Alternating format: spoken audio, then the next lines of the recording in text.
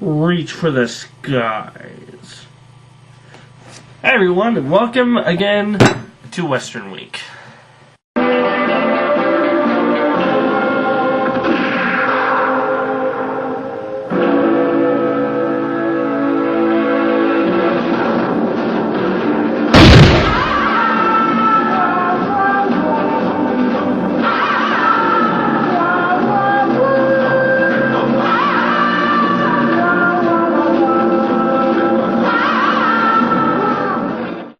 So, today, not only are we doing Western Week, we're also doing another underrated recommendation. Another, you might say? Yeah, you might not remember I started doing one of these things. I've only done one episode, and you probably won't remember because I reviewed a movie called The Rocket, and you probably won't remember that because it's one of my least viewed videos. However, I like reviewing underrated things, so I thought maybe I'll continue doing that. And that's why I'm also incorporating it into Western Week. And today I'm going to be looking at Seraphim Falls. Now, this movie came out in 2006, starring Liam Neeson and Pirce Brosnan. And and it's kind of surprising that a movie with those big actors in it didn't become a least bit well known. I mean, I heard about it just a little. I heard it get some good reviews, but it was forgotten quickly right after that. The story is about these two men. One of them named Gideon, who is an ex-Union captain. The other is a man named Carver, an ex-Confederate colonel. So it's 3 years after the Civil War has ended. And we start out with Gideon, who's just in the mountains having a... And next thing you know, he's shot at by this guy Carver. We don't know why he's shooting at him, and he seemed to have hired a whole bunch of other men for him to help take this guy out. Well, you definitely got him. I wouldn't say got shot, but you got him pretty good. He didn't even take his rifle. Horse run off, though. Even if he keeps going down, he's gonna get some distance on us.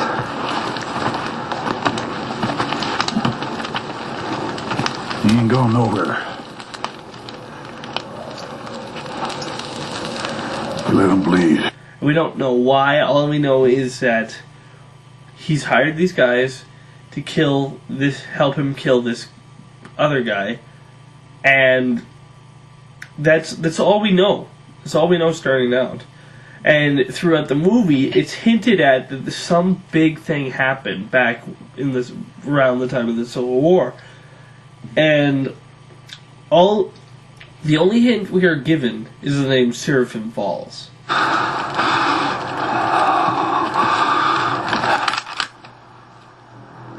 Toss the pistol.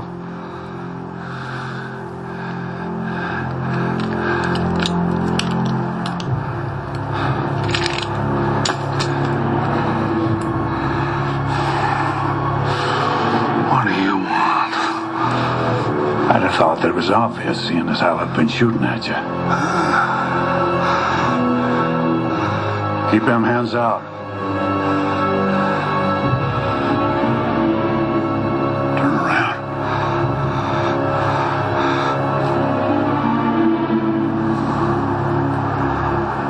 Why are you doing this? Seraphim Falls.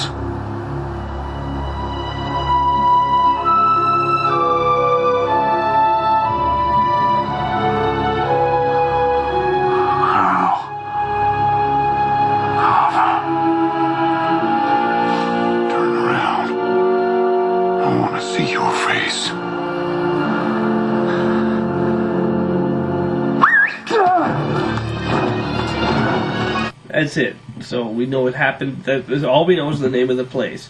And so basically, Liam Neeson and his men are out to try to kill Pirce Brosnan.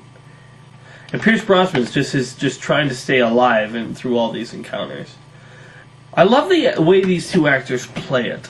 You can tell Liam Neeson plays it so well because you can tell that he is such hatred. His character is such hatred, and all he's thinking about is killing this guy. And for Pirce Brosnan, you can see that we don't know why, but you can see that he seems almost extremely guilty or something that he has done, but he's still trying to stay alive, and you see his will survivalness. So I think the biggest reason this movie kind of flops is because it's a Western. Only recently has Westerns become more popular and accepted. So around this time, there was nobody who was really saying, oh, I want to see a Western. Especially a Western that is about what happened after the Civil War. Now, these guys go to many different locations. I mean, they start from the top of the mountain, and then they go down through there, and then they end up in a Chinese mining camp. Then they end up farther into the desert, and they go lots of different places, and it all looks really authentic and really cool. One of the things that this film really does well is it makes you think you're cheering for one of the guys, right? And then you kind of doubt yourself whether you cheer for which one. And then you kind of realize this isn't one of those classic villain-hero stories.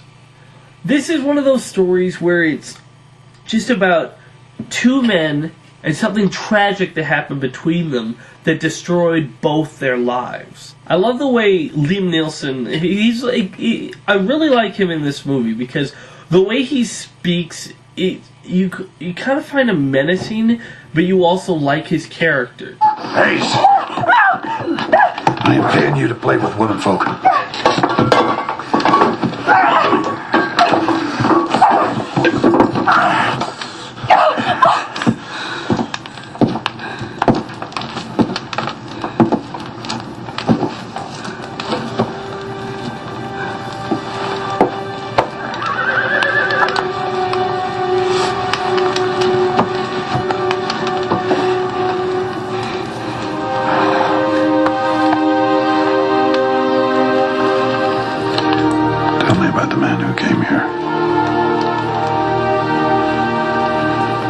I think you're lying.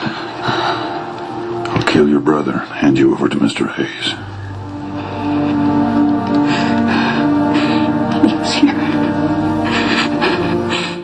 And Pierce Brosnan, you also feel for this guy and what he's going through in the, like, he gets shot, right, and he has to go through most of his journey with a bullet wound.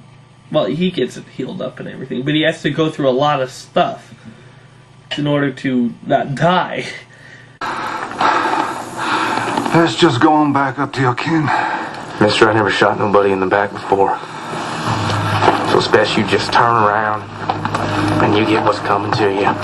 Boy, now you put that gun up and go on. Turn around.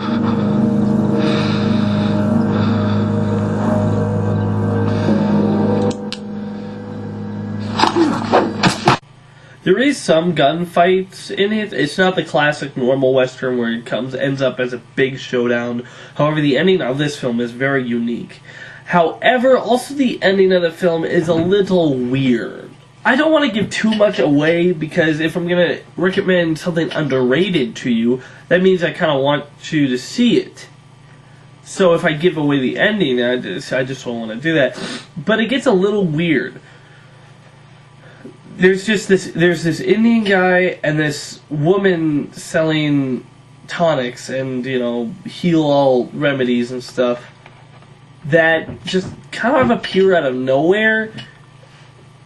And I don't know, if you see it, you'll understand what I mean, but it kind of almost adds a supernatural element to the story that doesn't need to be there, and they just look really weird. Like, you don't know why they're there, other than just to give the other two characters guns and horses. Or bullets and horses. Yeah, so that part's... The end gets a little weird, but I really like it. This entire movie rests on the shoulders of Liam Neeson and Pierce Brosnan and their performance. Some of the other performances are a little iffy, but these two guys really sell it. How Liam Neeson's character, Carver. How Liam Neeson's character, Carver, has such hate for this guy, and this guy has such guilt over something, and he keeps on hinting that something happened. And when you find out what it is, it's actually kind of surprising. Finish it then, huh? Not so fast.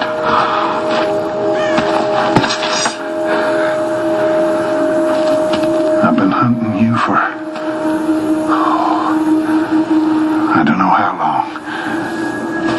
No sense in rushing it now. The war's over, sir. Has been 3 years. Will never be over. Was war.